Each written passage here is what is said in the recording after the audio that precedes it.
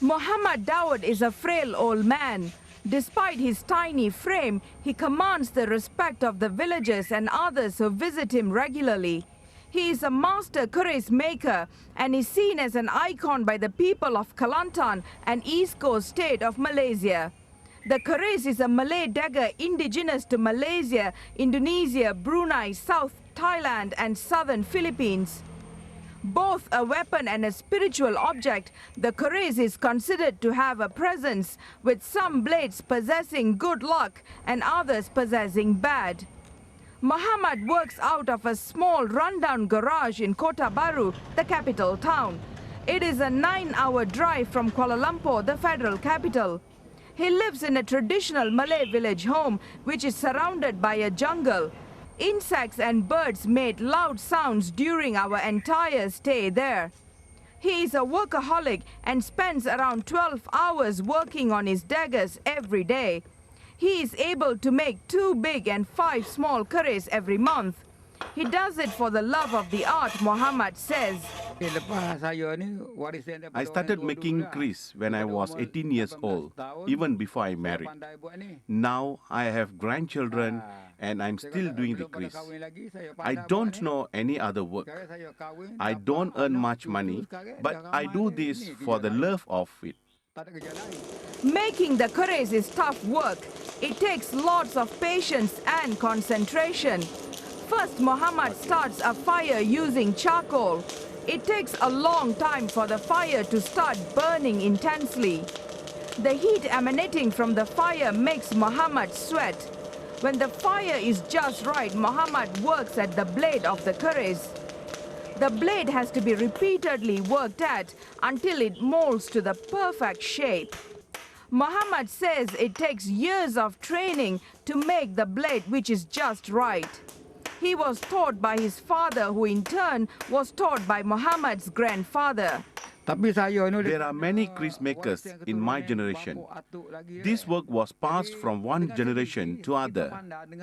My father taught me how to make this keris, and my grandfather taught my father. I am very proud of my heritage.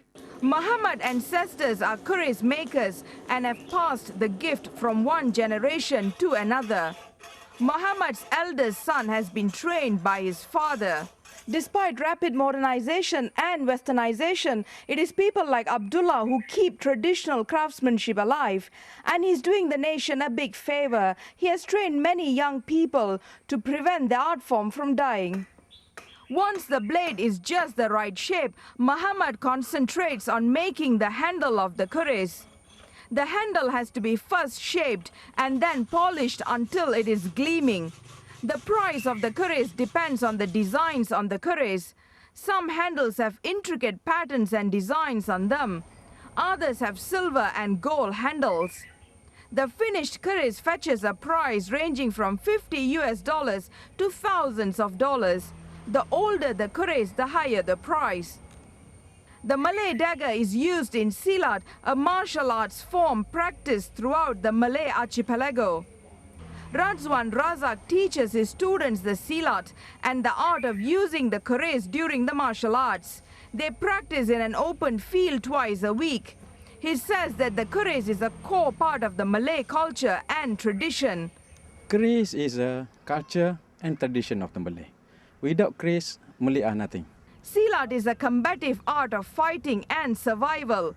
It has evolved in Malaysia, Indonesia and Brunei civilizations for centuries into social culture and tradition, but it is just not for combative purposes. When combined with traditional music, Silat becomes a folk dance. After drawing the keris from its cover, the martial arts exponents kiss the dagger to show respect. It takes Silat students years to master the art of using the keris, but Radzwan says the keris is an imminent part of learning the martial arts. Keris, as I mentioned it earlier, it represents the Malay. So every Malay must have keris. So that's why in every art of self-defense in the archipelago of Malay, they must have keris. When used to attack the opponent, the cranked hilt of the handle on the keris serves as a support for the stabbing strike. At the same time, it allows the strength of the wrists to add pressure on the blade while slashing and cutting. Using the keris has its own etiquette too. When the silat exponent is not planning on using the keris, its handle is turned back. The handle faces the front when it will be used in a fight. When holding an audience with the king, the martial arts exponent covers the keris. Muhammad takes 2 weeks to do a simple keris, but one with intricate patterns could take months.